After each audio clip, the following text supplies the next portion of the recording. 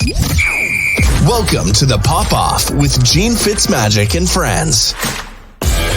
Your daily sports and entertainment radio show, live all over the world. You're going to want to hear what these guys have to say. With their hot takes, recaps, previews, and predictions, sometimes these guys might get along, but most times, they won't. So see what happens when these guys pop off about the world of sports and entertainment. Hello, everybody. Welcome to the Pop-Off. This is FitzMagic, Nigel Downer, Caleeb Pinkett. What's up, fellas? Ooh, what's going on? What's going on? You got a mic, Caleeb? There we go. There we go. How are we doing, guys? Good. How are you? So what is with the Oriole hat? You're not from Baltimore, are you? You don't know who I am? Y'all don't know who my family? Don't you understand what, man, the whole Pinkett family is from Maryland. We are Salisbury to Baltimore, Maryland. Whoa. So I visited the plantation of the French slave owners that owned us. They only owned 100 of us. Really? And so so I've been there. I visited it. It's the last name is Pinkett. It's not Pinkett, but that's how black people we pronounce it. But it's a French name. We were owned by French slave owners. Their plantation is in Salisbury, Maryland. They owned 100 of us. We go back to the first Pinkett. Danny Pinkett was the as far as we can go back. He moved to New York in like 1878 or something like that, and started. And there's no Pinkett in United States we're not related to. If you have that last name, we're related. Absolutely. There's like somewhere Alan way back Pinkett down. There's some type of relation. Alan Pinkett is our third cousin. Like, get out of town.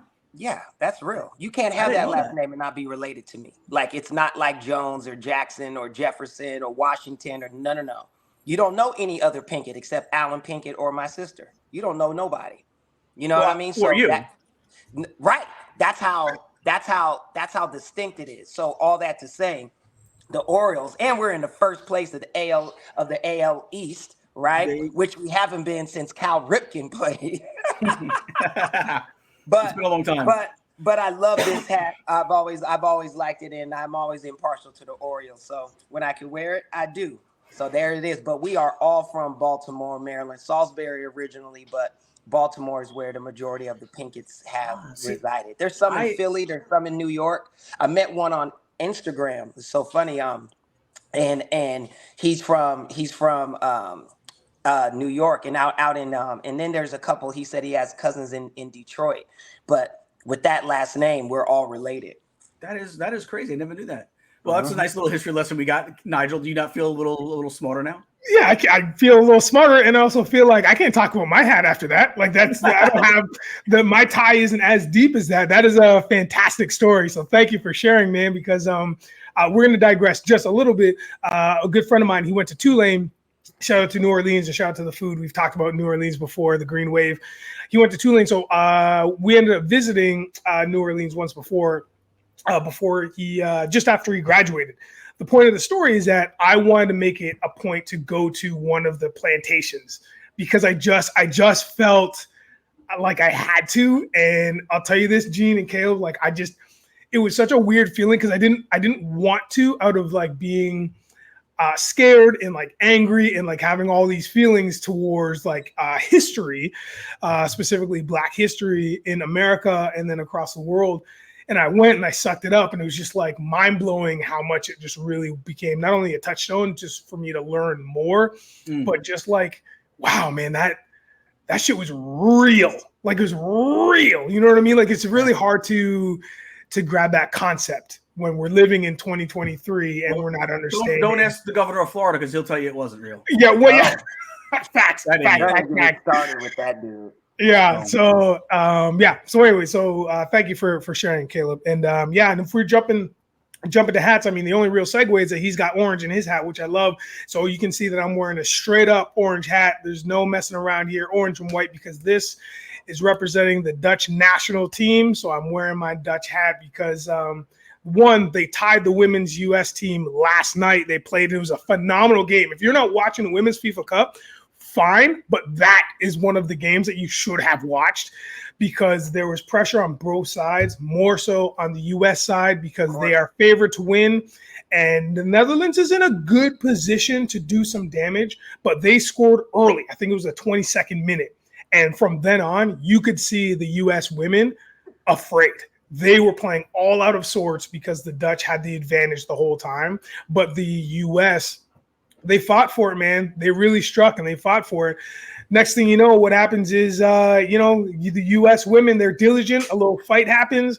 They come back off of a corner kick. Boom, goal, tied 1-1. That's how the game ends, and it was fantastic. So this is where the hat is, and it also is a little bit of history. I became a fan of the Dutch team because of a dude named Edgar Davids. Edgar Davids was the first black guy I saw on the Dutch national team. He's known for these massive goggles. And when I was playing FIFA 94, so we're going back. Like the old Kareem Abdul-Jabbar goggles? Yeah, dude. Yeah, exactly. A little bigger, and they're black. They're all black goggles. So he'd wear it on the pitch. And so when I was picking like my team, that was the guy. I was like, this brother, where's Netherlands? What is that all about? And I got confused between Netherlands and Amsterdam. I didn't know which was which. But anyway, so this guy, Edgar Davids, he ended up being my guy. So I've always been a Dutch supporter from time. And like, that's my jam. So I got the jerseys, I got the hat. But anyways, I wanted to represent. And if you ever get a chance, listeners, go, man. Go to the Netherlands, man. Go to Amsterdam. You're welcome. I'll say that. You're welcome. I love it, man. I love it. I got some history lessons from you both today. There you go. Man. I love it. So, guys, there's a lot to talk about today. We got the NFL news starting to cycle again, right? Now we got some news coming out, so we're going to discuss some news. We'll talk about the previewing of the Raiders, Falcons, and Saints. Talk about just some more of the best in the NFL. But first, let's talk about this Joey Bosa, or I'm sorry, Nick. You get him confused sometimes. That Joey Bosa is Caleeb's problem. Nick Bosa is 49ers' problem, and a real problem right now because he's holding out. How serious is this holdout for the 49ers right now, Nigel?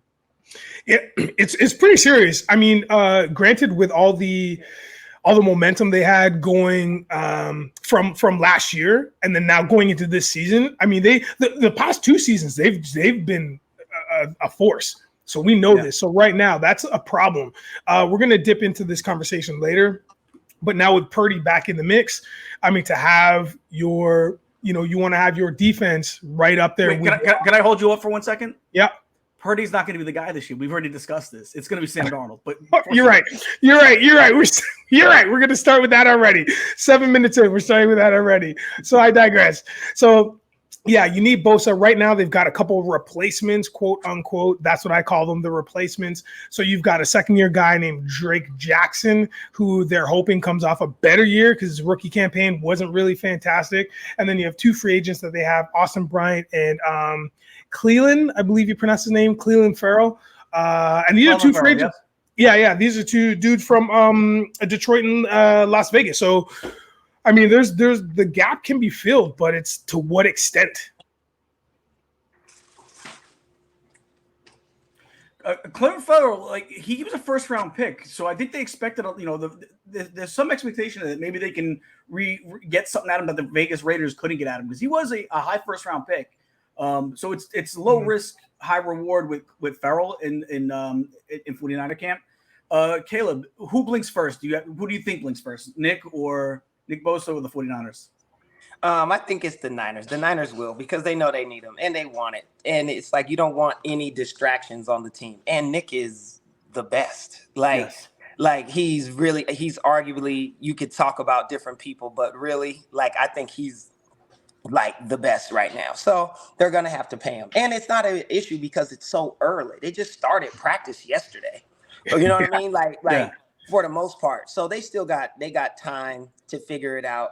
They just got to look at, what they have available in cap space because they know they're going to have to pay Brock Purdy. You know what I mean? Like if he has another great season, just say it's not him, say it's not Darnold, right? Which we all know it will be. But let's just, for the sake of argument, say Brock Purdy. For the sake of argument, they're going to have to pay him too. So they're looking around. You know what I mean? But I don't think it's going to be an issue at all. I think the Niners are going to figure that one out. Like they know they need him, and especially him with Hargrave and like you want that defense singing. Mm-hmm. So it's like you go on and pay him and figure it out. But they'll absolutely do it because the holdout is real. He's not going to come until they start at least talking. You know what I mean? So I don't think it's going to be that big of an issue though. I think they're going to definitely get it done. The Niners have money, and it should be. I 100% agree. There's no reason to wait. Like, you're going to do this deal. Like, you don't want him going anyway. So you're going to do this deal eventually. So do it a year earlier than you might have been planning. If anything, it might lower your cap hit anyway this year. So pay the man now. Like, I agree. Like, it seems like the GM over there, I'm blanking on his name, the former safety from the Bucs. John Lynch. It seems like might be one of the best GMs in football right now. He just always seems to make the right moves. He pushes the right buttons. I mean, listen, Brock Purdy, Mr. Irrelevant, comes in and takes him to the playoffs until he gets hurt. Who knows what could have happened against the Eagles? That would have been a closer game at minimum. I believe that. Yeah, so he seems to have pushed the right button so far. Push another one, get this guy under contract. I get it. It's a little early. It's maybe a year earlier than you would have liked, but he's the best. He's the best pass rusher in the league right now. Maybe by, maybe I would say by a mile, but close to it. He's. I mean, it just depends. It's debatable because somebody could say Myles Garrett. Some people can still say Michael Parsons. Some people, there's so many, but he's in that conversation. Yeah. Therefore, that means the market that's set for those guys is at a certain level. So you got to pay no matter what. I mean, what's the market for them? Like 80 million guaranteed? Like something stupid might be 90. It's probably the most important role on a team on defense. Well, that and a shutdown corner are the two spots on defense. It's like it's like quarterback money for the defense. Right. So, that's what I mean. So it's like the market is going to be exceptionally high anyway. So Nick is gonna set it. I mean, Darnold said it, but it will be because I think Nick is on the outside, right? Yes. Yeah. He's a defensive end, right? And Darnold, Darnold's more interior. So he's a tackle. The defensive ends, that's even a little more higher. I think that's more expensive. It is. So I think he'll be 100 million guaranteed type stuff is what he'll be looking at. Whether he gets that, I don't know, but it's going to be a huge deal. It's going to be. Micah Parsons next season, it's about to be a wrap. That's what Dallas is tripping on with all their stuff because they like, damn, we're gonna have to pay. He's gonna want a record-setting deal. He's gonna be the Jaylen Brown. Which is why if I'm Nick Bosa, I probably wait. Because whoever signs their contract second is going to get more money. If Bosa gets his deal this year, Parsons is going to get more. And if Bosa waits and Parsons signs first next year, Bosa is going to get more. But Bosa don't want to wait. But you know what? He might say, hey, listen, I just want my raise and I'll be happy with what I get. I don't need to be the highest. I just need to be the highest for that moment. Maybe that's how I was looking at it. I highly doubt that. When you're that good and your shelf life is short, he wants it all. Well, for 49ers fans out there, hopefully they get that thing together because he is the cornerstone of that defense. So we'll see. But let's turn our attention to your guy, Caleeb. Herbert getting his extension. How excited are you about that he's staying in LA? That's your guy. It was phenomenal. So yesterday I got to go to visit the Chargers practice facility. Yeah, my boy Josh Palmer, number 5. Yeah, that's my dude right there. He invited me out. I mean, it was lovely. The facility, let me tell you, the practice was like a concert. They playing all the dopest music. Yeah. There are kids everywhere. There's food. There's cold water. There's shade and fans and all sorts of delectables and coffee. Coffee, brother. You know what I mean? Like I'm drinking coffee at noon. I'm one of those guys. So it was wonderful. I went out there and let me tell you, when Justin walked over to those fans, rock star, like they were going crazy. I was watching him in practice. Like he's just that dude. Like I was telling the guys yesterday, I was talking with some of the players. I was like, that dude is in the next 3 years, he will be undoubtedly the best in the NFL. I said, I know we got Patrick Mahomes, Joe Burrow. He's on their level. I'm telling you now. I told him he's number 3 in the league to me right now. Right. And I said, and here's the truth. I said, you guys' defeat last season, it wasn't a helmet issue. It was a headset issue. And I'll leave it at that. They were like, They're like this guy. I was like, hey, listen, like that team is fire, man. And like those guys, they're excited, like they're ready, and they were looking great yesterday. So I'm so happy that Herbert got his money. I think it's well deserved, and it's actually on the short end of what I thought. You know what I mean? Because it's like 132 million guaranteed. I know that's like, oh my, but that's not. I'm thinking he's gonna be 180, 200. You know what I mean? Yeah. Like to me, he left money on the table, right? So, which is the smart thing to do if you're a quarterback and you want weapons. I think so too. We see the contract terms right here. 130. Go back to that one last screen, Patty. 133. What was it? 133 at signing. Was that? If you can go back, there you go. Guaranteed. So he got 133 million at signing. So that means he got 133 million dollars put into his bank account. Like, right? That's what if I'm understanding at signing. That means they up front gave him. Here's 133 million dollars. Here's 9 figures. There you go. That's amazing. I mean, but here's what I'll say.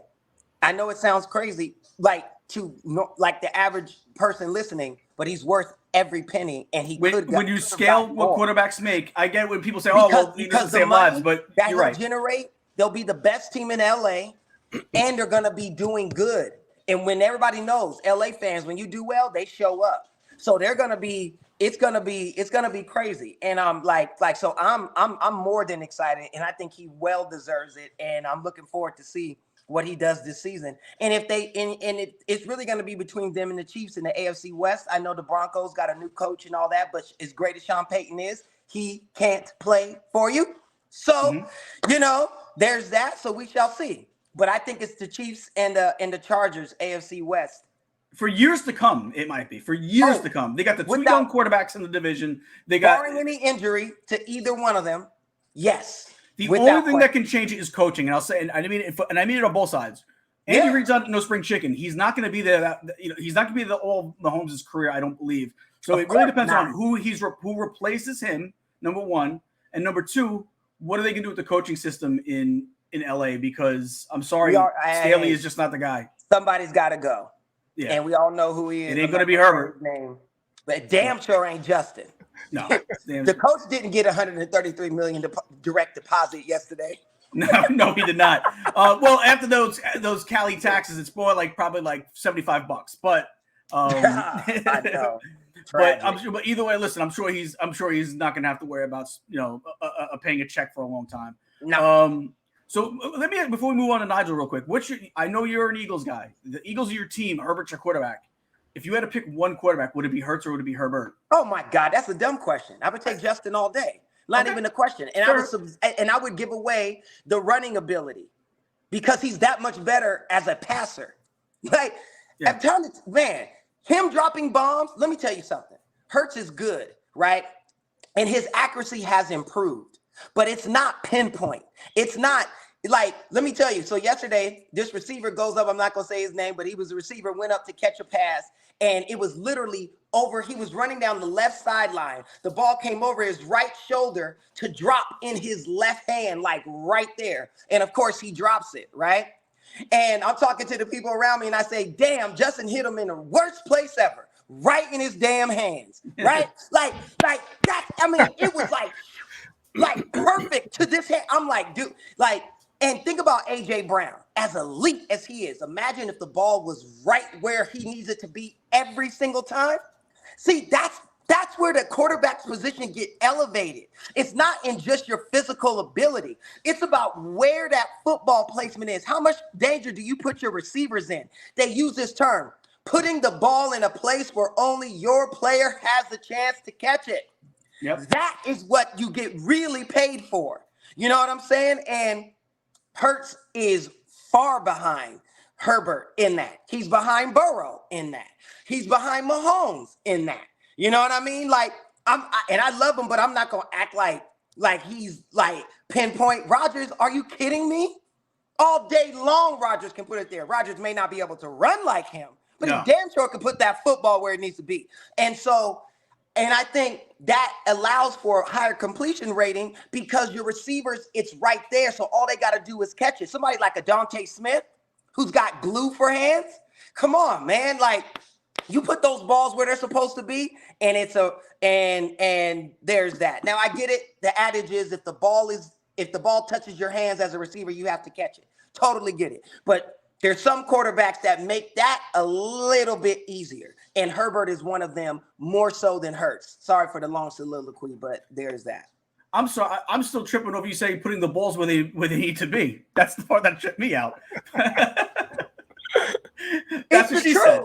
No, you're. Yeah. That's what she said. Nigel, it's true though. No, you're 100%, man. And that's the one thing I feel comfortable with Rodgers, and we won't get on the Rodgers right now, but because we spent so much time on Rodgers last week, I think about half the show. But that's the one thing he's got is he still has that pinpoint accuracy. Nigel, how do you feel about this contract? Do you think it was a good deal for both sides? And what does it mean for Joe Burrow coming up? Yeah, man. You know what? I love Herbert, man. Like I'm on the Caleeb train too. Like he's just been a guy that I've been really into, like out the jump. And he's only been in the league for three seasons. Now, granted, he's 25 and 24 in those 3 seasons, but you wouldn't know that. Like it doesn't feel like that. Like he's still, 100%. Again, to your point, fellas, he's still a top 3, top 5 quarterback. But overall, he's 25 and 24, which is wild. But his completion percentage, 68, is fantastic. He's upwards of 70%. Again, to Caleeb's point, he can put the ball where receivers need to catch it. And sometimes when quarterbacks do that, it's actually shocking for the receiver because they don't expect it to be that placed that well. I've had I was lucky enough to play with a fantastic quarterback, not only in high school but in university. But in high school, this guy was so accurate that it startled me, and I was the best receiver on the team. And it startled me, the fact that he could put it in places where the defender had no chance, like no chance. It was just me, and that was it. And all I had to do was catch the ball. And then the yards after was all me, right? But, I mean, that makes a huge difference. And I want to make sure that I get this quote right because this is what Herbert said. He said, I've never wanted to be anywhere else. This is where I've wanted to be for a shoot as long as I've been born and playing football. Like, this guy just loves that area. He loves that squad. He played for his favorite college team, Oregon. He's now playing for one of his favorite teams in the NFL. It's a wrap, man. He's a god out there, and he's always going to be a god out there until he probably retires. And it's going to be fantastic to watch, man. I love watching them. If I can, I'll pick them this year on my fantasy team. No problem. I won't think twice about it. Now, question, part B, what does it mean for Joe Burrow? Right. For Burrow, I mean, Burrow's looking at that. You know, he's kind of side-eyeing, like, the organization for sure. He's looking at Cincy and being like, yo, y'all see this? Get my bag ready. Yeah, you know who I am, or I'll get my bag ready. Or I'll get my bag. Like, I'm homegrown talent, and I'm right here. So, like, let's get these incentives happening. Let's get this, like, you know, I want to sign this check so when I walk out of here, I can buy the team. You know what I mean? So he's going to be looking out for that for sure. Yeah, and I think Joe Burrow gets $200 million guaranteed. Like, he's not going to take less than what Lamar Jackson got. I think Lamar got 180. Was it that or something? What did he get? Something like, I think it was 180. I think you're right. Okay, Joe Burrow was like, he's absolutely not going to take the same or less, right? Yeah. So he's going to get a $200 million contract. I don't think he's going to try to push it to get more than Deshaun Watson because that's an outlier, but he might. He might say, I want $250 million guaranteed. That's it. No, nothing else. Just that. Like, who knows? You know what I mean? And dare I say, he would be worth it. Like, because you're not thinking about the penalty, like the amount of money that great quarterbacks bring in because your team is now in the primetime slots. Those primetime slots are worth millions, tens of millions of dollars each time, right? Prime time, and that means Monday Night Football, Sunday Night Football, the 5 o'clock Sunday game, the all of that kind of stuff is the one. So Burrow is that guy. I think he's going to command nothing less than $200 million. So I think that's what that does. The Herbert deal doesn't affect him because I think Herbert took less money right now to make sure he has a squad, which I think is smart because they want to build up more people on that defense. He needs more offensive weapons as well. You know, you see Dalvin Cook is going to see the Jets today. He's not leaving. They're going to I think it's Sundays. I think they're meeting Sunday actually, but he's not going to see the Patriots. He's supposed to see the Patriots. No, that's why he's going to the Jets. If he leaves the Jets complex without a contract, they aren't signing him. But I highly doubt that because all of a sudden he's going to see the Jets after Aaron Rodgers takes $35 million off. Yep. We got the money. We saved them. That's all I think. That's why I think it took him so long to sign anywhere. Is I think he was waiting for the Jets to make the move they need to make to financially be in the game to get him. And that's why I think that's more than any reason why. Because everyone's had the Patriots had their number in, the Dolphins had their number in, everyone had their number in. So what are you waiting for? I think this is what he was waiting for. So that way he can say yes or no. All right, now you have your money set aside. What do you have for me? And if that number reaches that goal that he's looking for, and he might take a little less to play for the Jets than he would for the Dolphins. Of course he would. Because the Jets is a team that could win the chip this season, right? Mm-hmm. So you can leave money on the table and stuff to play with a team that's gonna be a contender. It happens all the time in the NBA with certain things, right? It's like that's what these guys want to win. So again, Aaron leaves 35. He takes $35 million pay cut, right? The Jets so now they got that extra 35. It's like an extra 13 or something on the books that they actually can use, right? So now you can get Dalvin Cook for a season. You damn right you could get him for a season, like something like that, because he's got to help Breece Hall because they're not sure if he's ready 100% to come back to take that load. And even if he is, isn't it better to have somebody else take a little bit of it? You know what I mean? Like, of course, and especially nowadays, you could put Dalvin Cook on your kick return. You can make him a punt returner. There's so much. You can put him out wide. That's right. There's so much you could do with him. Of course, the Jets would be dumb not to get him, but it's all done. Like, he's going to be a Jet. Like, I'm almost certain. I would be incredibly surprised if he's not. Yeah, I think if Monday he doesn't have a deal with the Jets, then it was never meant to be. But I do believe he doesn't leave the weekend without a deal with the Jets. There's nothing more than I like there's nothing more than I love other than a quarterback or like an elite player in our professional sports world that's taking a cut. Yeah. And I mean, they don't have to take a cut. They're making a gross amount of money, but the idea that they're taking a cut to bring another individual in to make the team better and not even for selfish reasons, like just to make the whole organization better, man, I love that so much. I love that point because there are guys that do take the cut because they know they're going to get cut if they don't take a pay cut. So they take the pay cut. There's guys that worry about getting cut and then being able to go make that money back somewhere else. So they do take the pay cut. They do it because they need it for self-preservation. Mm-hmm. Rodgers did it because he wants the Jets to be better than they were yesterday. Aggressive. And that's the part. And that's the part that you got to really respect. Listen, I was a naysayer with Rodgers.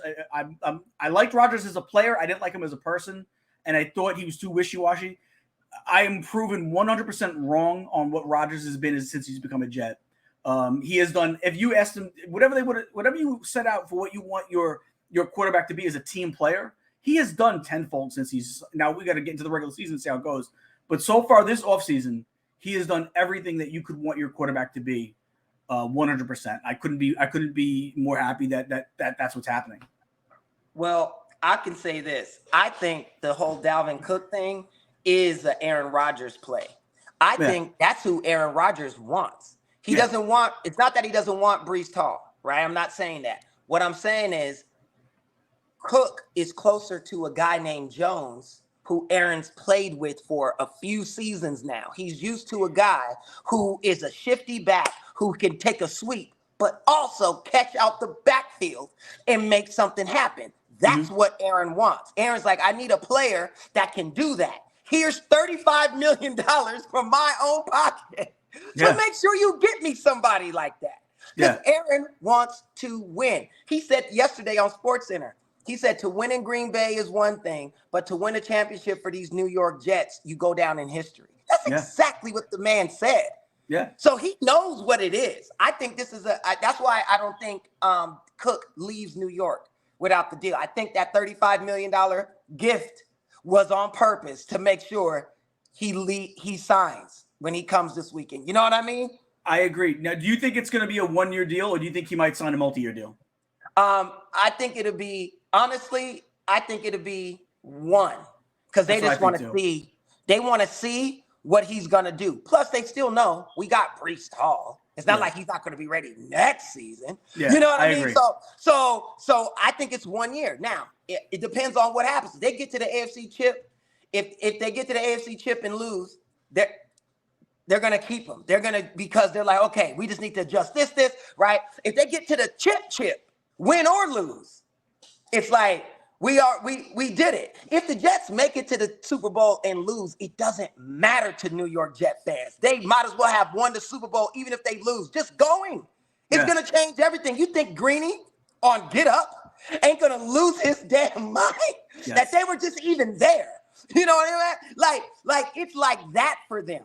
And I'm sorry, I'm talking like Gene's not one, but I'm not lying, Gene. No, I agree. Ecstatic. Just the fact that they were there. Yeah. You know what I mean? I haven't been to a Super Bowl yet in my life, and I got to see the Giants, crosstown Giants, go like about a gazillion times in that time period. So, yeah, if we could at least get there, it's Super Bowl or bust. It doesn't have to be a win. That's take right. Now it will sting and it will hurt, and it will probably be really upset for a while after because of getting that close. But I at least got to know what it's like. I think I will. I think I will. Be mad for an hour, and then like, but we made it. Oh, next year it's over. Next year, like it'll be stages of grief. There'll be a part where I'm mad, then a part where I'm sad, and then I'll start to accept it. There'll be those stages of grief, I think, leading into the next season. I'm gonna tell you this. Yeah, I'm gonna tell you this. This is the parallel, but different. This is in the NBA when the Raptors started making a real push for the playoffs and then getting into the playoffs and then come every year, literally getting closer and closer to the point where it's like a 3-season move where it was like, you made it to like the quarters and you made the semis and now you're in the finals. Literally it was in 3 years.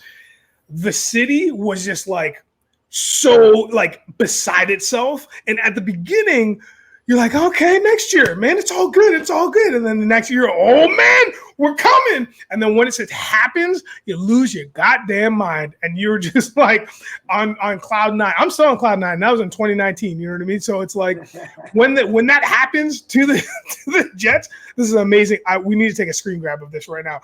When this happens to the Jets, man, it's going to be lights out. And I'm excited for them, man. I think you guys are all right. I think all they need to do is make the playoffs. Abby said it before too. Just make the playoffs, and the city's going to lose their minds, right? And then just do the work. I will say this: if they are one and done in the playoffs, that's going to be devastating. That'll be dead. It'll almost be like they have to get to the AFC Championship. Yeah, that we got to win the AFC Championship. I'm going to be honest. I've been to 2 AFC Championships. I've been to a few. Actually, I've been to 3 AFC Championships in my lifetime. Actually, I think we've been to 4, but 3 that I'm old enough to remember. If we don't AFC Championship, listen, is that a great season? Yeah, I guess. After not making the playoffs for 12 years, I know for me it'll feel like a dick tease. I don't want the AFC Championship game and losing in the AFC Championship game. I don't, because I guarantee what'll happen is you'll get the press. The press will still kill us. Same old Jets. They made this trade. They couldn't even get to the Super. Like, we have to at least get to the Super Bowl. Now, I see it. Listen, I think, can we beat the Kansas City Chiefs or the LA Chargers? Yeah, of course. We can. It would be a tough game, but we can. Can we beat the Cincinnati Bengals? Dope. A lot of teams in the AFC could win, right? The Bills could win. The only team who I don't think really has a shot is Miami, simply because of Tua's health situation. Yeah. Now, if he stays healthy, but it's so difficult because it's to a point where any sort of tackle, it could be a legal clean tackle. He just jolted himself a little bit, and that could be, you know what I mean? Like it's that's the thing. So that's the only team that I really worry about that has all the skill that should be able to, that I just don't think will be there. But Bengals, Bills, Jets, Chargers, Chiefs, oh yeah. That's a fun squad, like all those teams you just mentioned. Like it's this season's gonna be so exciting, man. It's gonna be so exciting. I can't wait. Yeah. I can't wait. I'm gonna give you a hot take besides my Sam Darnold take. Okay. Because you said the Bills. I think the Bills finish in 3rd place in the division this year. Okay. Behind who? Behind the Jets and the Dolphins. If Tua plays all his games, or if you say the Patriots. No. I think the Patriots will be sneaky good this year. I think they'll catch people sleeping. You know, that's what we always want to, like, listen, Tom shows a couple of bad games down in Tampa. We always want to, like, stick the fork in them. They still won in a bad year. I think he still won, 7 games, 8 games. So, like, we're looking for, like, to tear Bill Belichick down so badly that we're saying, oh, this is the year. I don't think they'll make the playoffs this year. I still think they'll be competitive. Like, they're not a team that you could just walk in and be like, all right, we got the Patriots today. That's a win. Like, you can't chalk it up. You got to go out and you got to play. But having said that, I do think if Tua plays in 15, give me 15 games. If Tua plays in 15 games, I think they finish in second. Okay. No, I'm not saying the Bills are going to be bad third. Like, I'm still talking about a winning record. I'm still talking about maybe an 11-6. But I think that those three teams are going to be so close all season that I think it could be like a 12-11 type of thing where if I go to a tiebreaker for the division, that's how good I think those three teams could be. I believe that.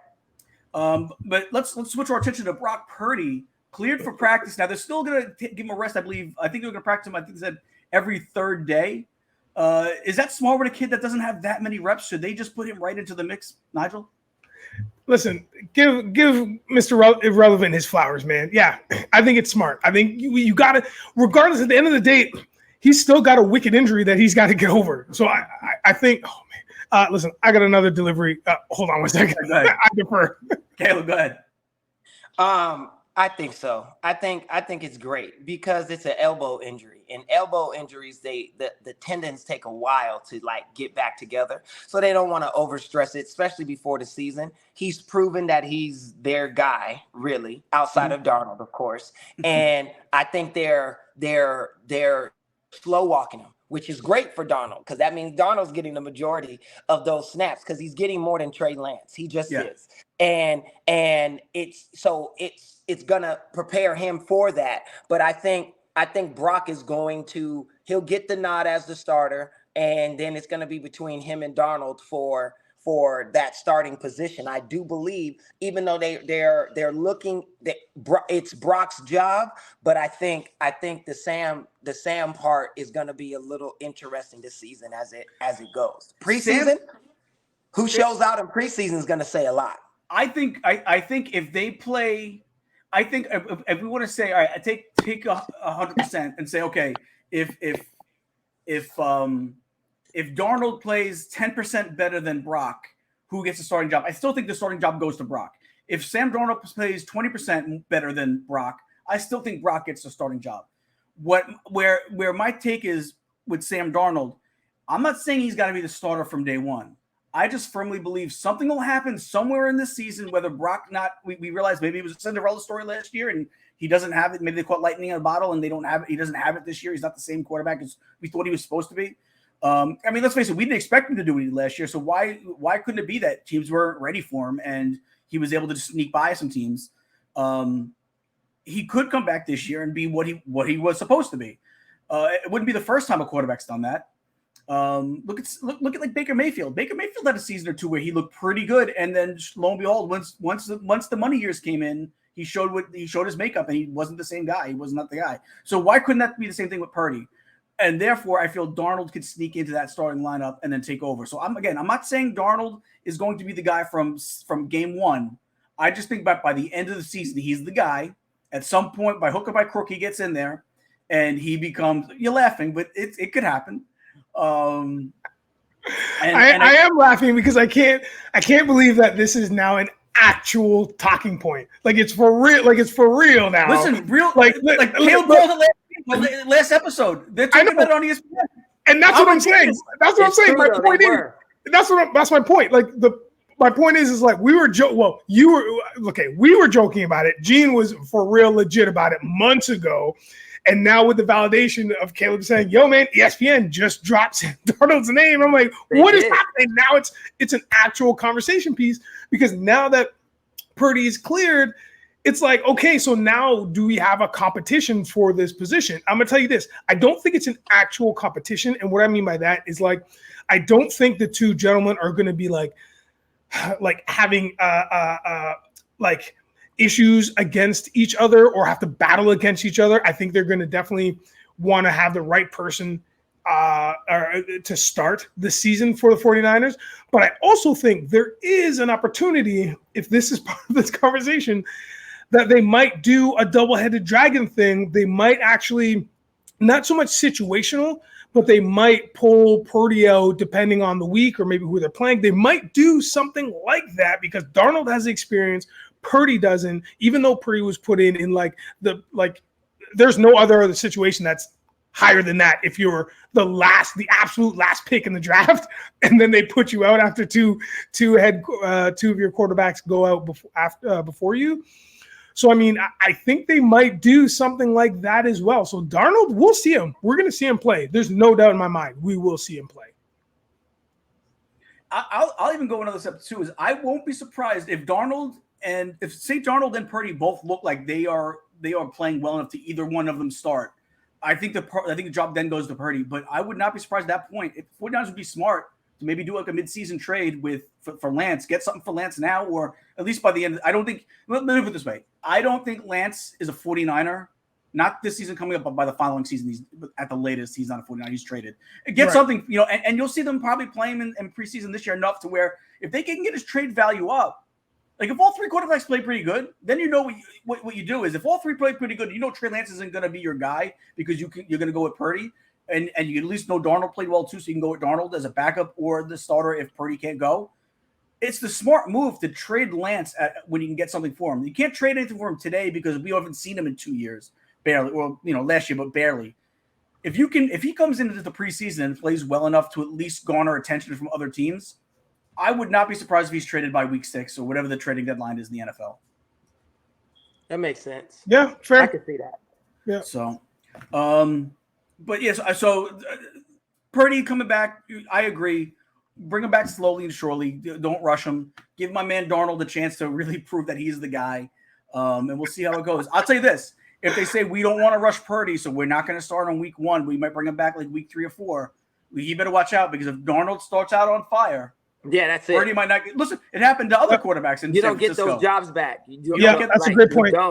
If he's not ready week 1, like and to be honest with you, if I'm the 49ers and I think Purdy is the guy, it might make sense to start Darnold just to see, and then you go into the whole fact of let's see if Darnold relinquishes the job. Then we know Darnold might not have been the guy, but we'll see. I mean, listen, Purdy's going to be cheaper because he's a 7th round pick and you got him for the next 4 years. That's so right. He is the cheaper. You might say if it's close, we go Purdy just because of that alone. But there's still a low market high for those level quarterbacks. I mean, you saw Danny Dimes, $80 million.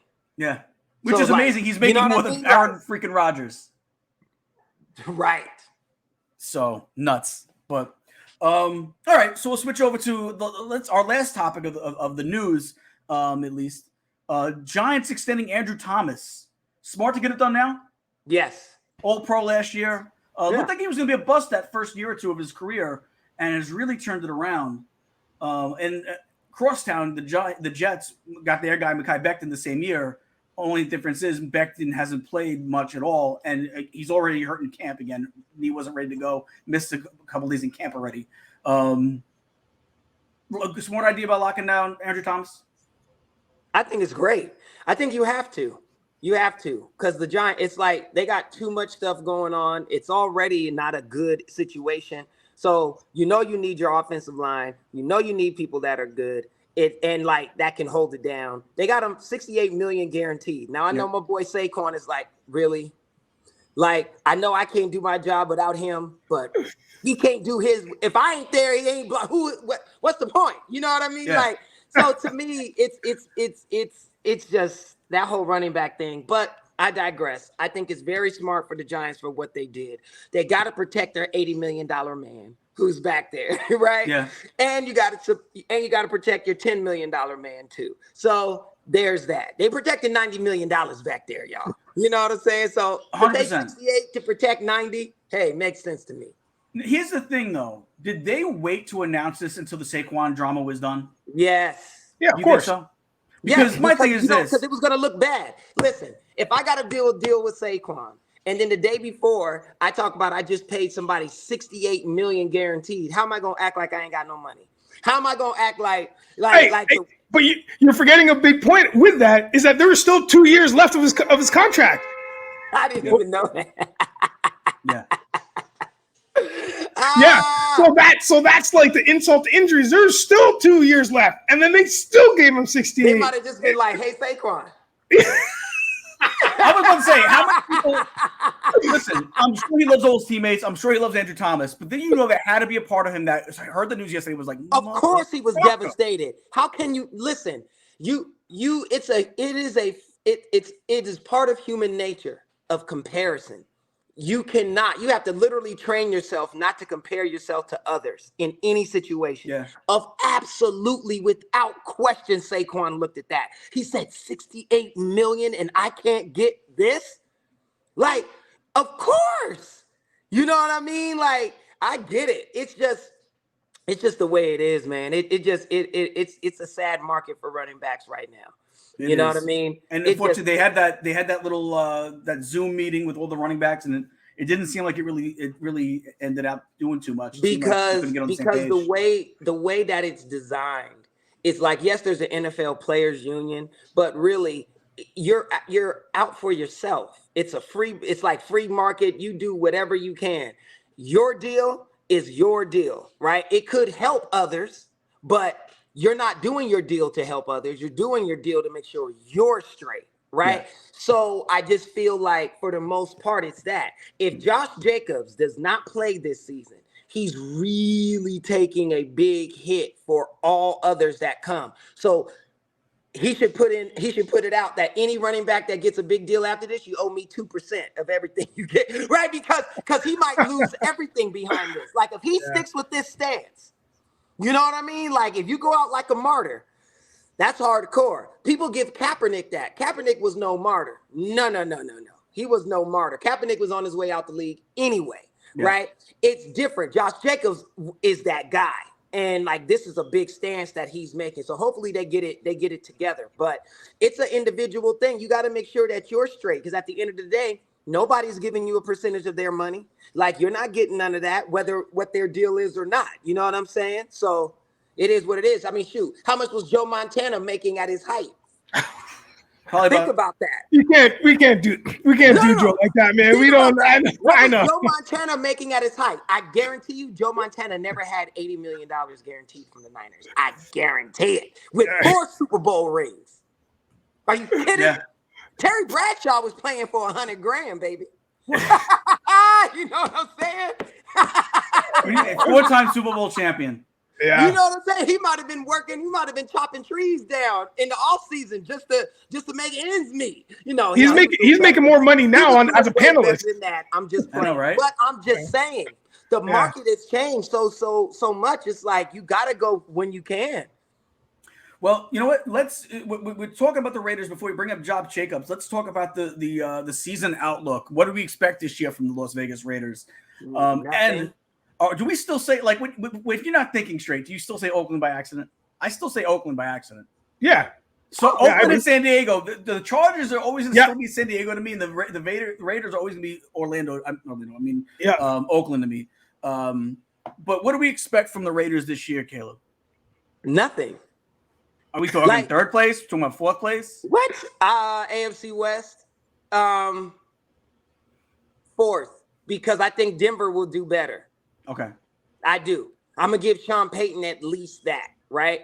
But I think the Raiders are in a really worse position. Now, if Jimmy G balls out, like, does what he normally does with those weapons, even though they lost Waller, they don't have Jacobs, you know, you still got Devontae. I think you got Hunter Renfrow, who I like.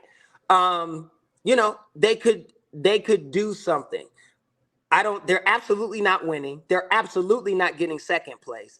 They might try to fight for third, but I highly doubt it. I think it's a fourth place finish, and they're going to have to revamp their team. They spent too much money on the Death Star to be there in Vegas to have a losing team. You just can't. Too much money is invested. They're going to have to fix it. So this season, I think, is a garbage season for them. They should place low enough to where they can get a higher draft pick next season and all of that. And I think they should start, looking to do some moves. They should look for available quarterbacks because Jimmy G most likely will not be that guy. He's too injured, has too many injuries, and every season he gets hurt to some extent. And so I don't think it's definitely going to be him. I think they got to find somebody, which there are plenty quarterbacks available that will be, and you just rebuild. But this season, I'm expecting nothing. Could that be part of the resistance on signing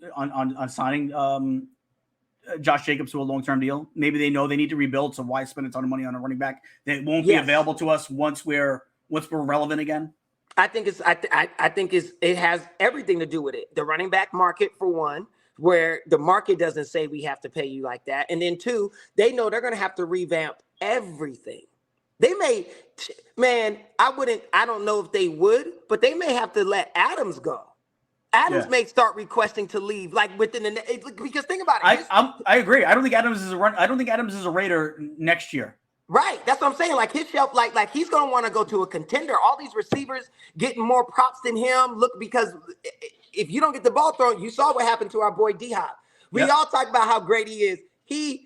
I read you his stats since his career started. He's either 1, 2, or 4 in any of the top receiver stats. And he's getting nothing really for what he is. So Devontae will be the exact same. So I think it's going to be a whole revamp on the Raiders unless they do something this year, which would surprise the hell out of me. So what do you give him this year? How many wins? Out of 18? 17. Oh, 17? Is it 18 or 17? It's 17. I think they're eventually going to move to 18, and we'll talk about that another week. Okay. I think they eventually do move to 18. Out of 17, I say they win 6 to 7. Okay. Yeah, I got them at 6 wins. Nigel, what's your take on the Raiders? So they finished 6-11 last year. I'm going to say that they win 4 this year. I'm going 4. So I'll take the under. I think they're in bad shape. Man. Listen, Jimmy comes from a fantastic, strong Italian family. He's like one of 4 brothers. He's got there's an architect, there's a teacher in the family. Hey man, go! You got those injuries, bro. You almost failed, if not failed, your first physical. They had to do another one just before they're like, oh, okay, he's okay. He's okay. You know what I mean? So listen, go into the trades, bro. Just go into the trades. It's fine. With his money, he doesn't need to go in the trades. He can sit pretty the rest of his life. Nah, he's straight. Yeah, or just sit pretty. Do whatever you want to do, but I don't think quarterbacking is in your future. I think they're going to have a really tough season, man. If it wasn't for Vegas I don't even think the tourists are going to go to see the Raiders. I think it's going to be locals only, and I think they'll go just because there's man, I can't even say nothing else to do. There's no reason why people wouldn't want to go see this team. There's no reason, but there's all the reasons why you should not go see this team because they're going to be bad. So I say I'll take the under. I'll take 6 and under. They lost 2 games. They were 2-7 away from home. I keep mentioning the away games because the away games are so important. And you cannot go 2-7 and then get crushed by your own division, which is super hard.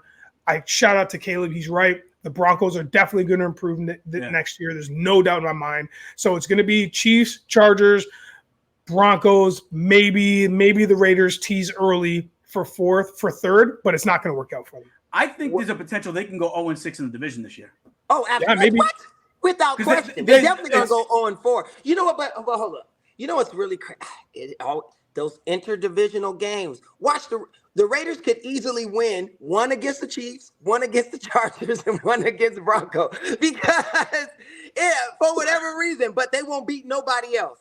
And here's the thing that I will say, Nigel. Here's where the tourists in Vegas will go see them. It all depends on who they're playing. They'll say, right. They're playing this team this weekend. We need to go. It's not to see them. It's just because they get to go see them. Real quick, we see Joe Montana. Joe Montana's highest earnings in a season was 93 when he was already on the he was already done at that point.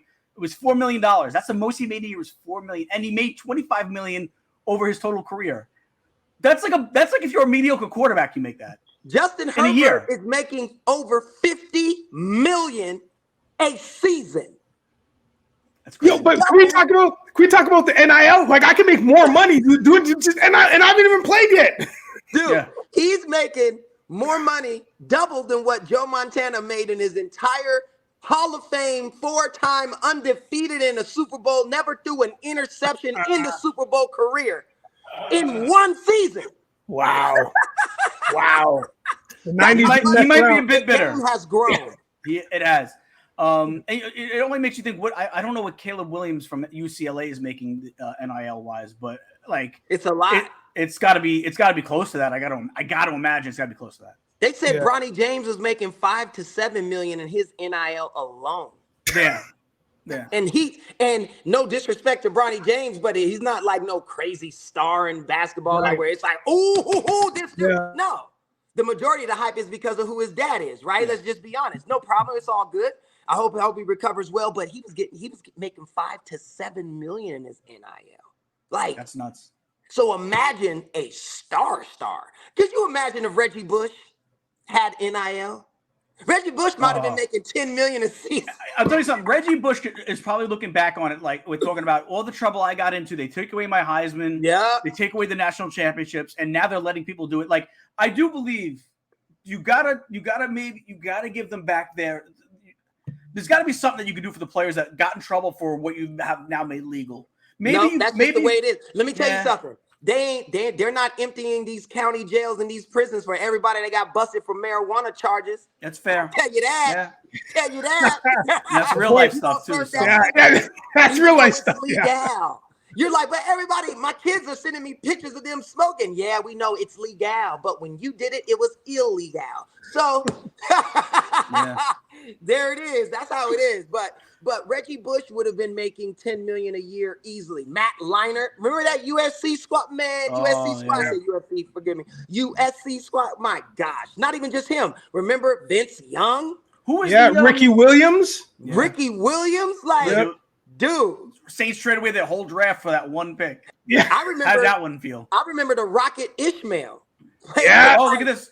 Caleeb Williams has an NIL evaluation of 2.6, and Bronny is at 5.9. So I thought it'd be higher for Caleeb Williams. I'll be honest. Wow. And the reason why is because, listen, perception and hype. Yeah. See, that's why I said it. People 100%. hate hype because they actually do. They can't. The only reason why he's not going to get trolled is because he almost died.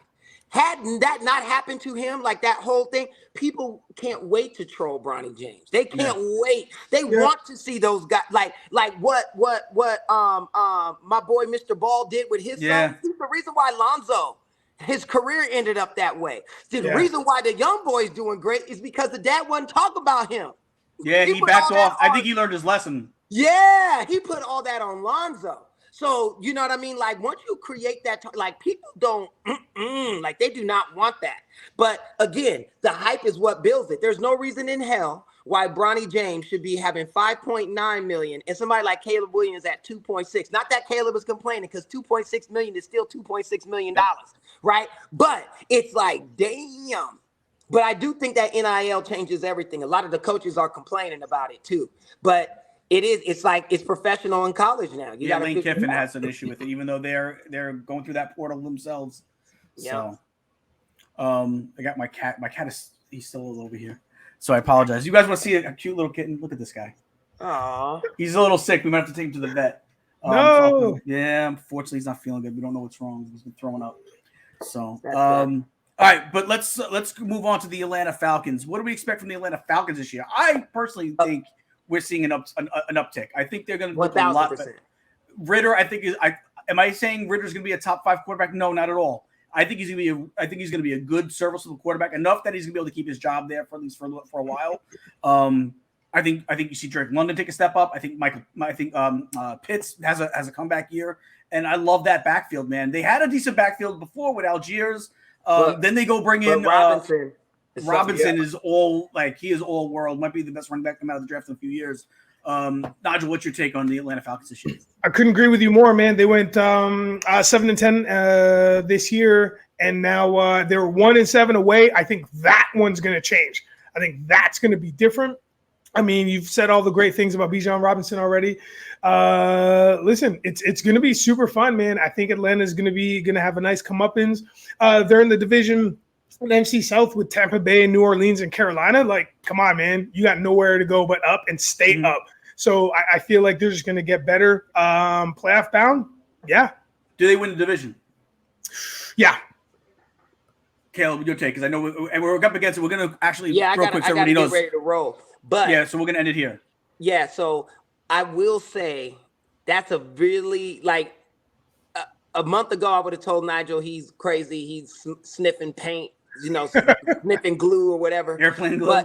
But now that's not too far-fetched. It's really not, because you don't have to have a superstar quarterback. You just need somebody who's serviceable, and he has a lot of offensive weapons. And I think on defense, the Atlanta is underrated, and they play indoors. So you got turf, like all of that stuff matters. So I think they're gonna surprise some people, and it would not surprise me if they came out on top of that. They're in NFC South, right? Yes. Yeah, no doubt. Because Tampa Bay can't beat them. New Orleans might be decent, and Carolina might be decent, but that's about it. Yeah. Carolina, I think you'll see do a little better this year as well. Carolina will be okay, but I don't think so. I don't think yet. I think it'll be between Atlanta and the Saints. I believe Atlanta's just a little notch above. Yeah, because they have more offensive weapons. See, in New Orleans, Alvin Kamara is their best offensive weapon, and he might not play. Right, which is a whole other thing. But that's your best offensive weapon because Mike, what's his, you know what I'm talking about? Michael Thomas. He's coming back this season. If he's back to his old form, but you know how difficult that is in the NFL. Yeah. It's really hard, man. Like when you miss seasons like that, to come back and be that force. So, and you're not getting pinpoint breeze. No, you're not. You're getting around the area car. It's difference. So then real quick, because I know you got to go. Can you do the Saints real quick, and then we'll get out of here? That Saints is our next team. What about them? What do I think? Yeah, because Saints are our next team that we're going to discuss. New Orleans Saints. What do you think about the Saints? I think they're good. I think they'll be second in the NFC South. I think David Carr is an upgrade, but David Carr is not Drew Brees. There's a difference between pinpoint and around the area. I'm telling you, it's worth about 10 to 15 completions more or less in a season. And there's no area where those completions could be. That could be a 3rd and 10 when you needed it and you didn't get it. So now you punt the ball when you could have got an extra possession and got a field goal or scored a touchdown. Like those things is when it matters. That's the difference between the elite and the top 10 and the 11 through 20. You know what I mean? It's about 10 to 15 completions that are done by accuracy, right? Because you got it in the area, but if it was there, it would have been a catch. But because it's out here, it's not, right? So I think that's what the difference is going to be. I think the Saints have a pretty decent defense. I think they don't get talked about enough. I think they'll have a good defense. They play indoors as well. So it's going to be interesting. But it's really going to come down to David Carr and if he can make this team roll. Without Kamara, it's a tragedy. Without Kamara, they may not win second place. Who knows what can happen? Because that's how dynamic Kamara is back there. So it's going to be interesting to see. But I do expect them to be in second. And if Carr has an excellent season, they absolutely could win it. Yeah. If Carr is if he takes it to an elite level, which we've never seen, so I don't know why I would even say something like that. But in case, right, then they have a shot. They could overcome the Falcons because he would be better than Ritter. But all Ritter has to do is just be halfway decent. In Atlanta, Atlanta with that squad should come out on top. All right. So Nigel, give us your take on the Saints, and that'll end our abbreviated episode today. No what's problem. your take on the Saints this year? Real quick, I think we might be forgetting about a Mr. Jamal Williams. Don't forget, he just got over there. So I mean, this could be the new problem. This could be the new thing that, like, if Kamara's not in, I mean, Williams is going to pick up the slack. That guy's led the league in touchdowns, right? Last year, 17 touchdowns, man. I mean, he had over 1,000 yards. So I'm not saying that puts them over the top. Like, I'm not taking back what I said about the Falcons.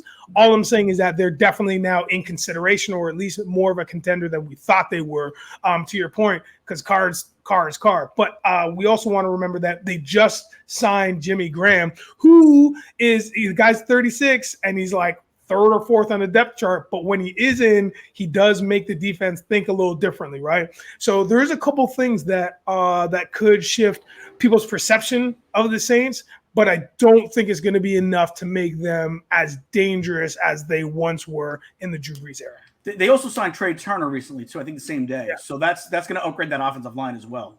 Yeah, and because they got to protect Carr. But again, to even the Jeremy Grant, Jimmy Graham, he's fantastic. Yep. But we also haven't seen him be at who he was for a few years now. Yeah, and he's old. And do you remember he used to play for the Saints? Yep. Yeah, it was one of the Yeah, so it's like I mean, cool. But the Williams, I'll give you that. That's a really good point. I just don't know if Williams is as good as Kamara is catching out of the backfield. Because you could use Kamara as a receiver. That's how dynamic. He's that Christian McCaffrey thing. I'm telling you, that CMC stuff changes the video game. Yeah, man. So that's my only thing. But yes, I do believe Williams will be it'll be a great safety net for Carr where he could just hand that thing off. But they're slacking a little bit on the receivers. I like what's his name? The receiver's last name. It's hard for me to. I think it starts with a Olavi. Yes, I like him. I like him. But it's gonna be interesting. So we shall see. So, guys, that's going to do it for, like I said, we had an abbreviated episode. Some of us have some other, like, earlier obligations, so we're going to end it here. So, real quick, we'll go around. Last word of the day. Nigel Downer, last word of the day. Hey, no matter what the skies are saying, it may be gray, it may be sunny, whatever it is, enjoy it. Make something happen today, man. You're the one who has destiny and fate on their side. Also, I'm going to buy a hat today. I love it. Caleeb, last words of the day. Spread love is the Brooklyn way, baby. Enjoy this beautiful day. Yes, sir. Guys, have a great today, a better tomorrow. Have a great weekend, and we will see you on Tuesday. Peace. That's the pop-off for today, folks. Thank you to all of our listeners, as well as our producers, Patty Puddles and Fareed Kameo. And make sure you tune in tomorrow to hear what these hooligans will pop off about next.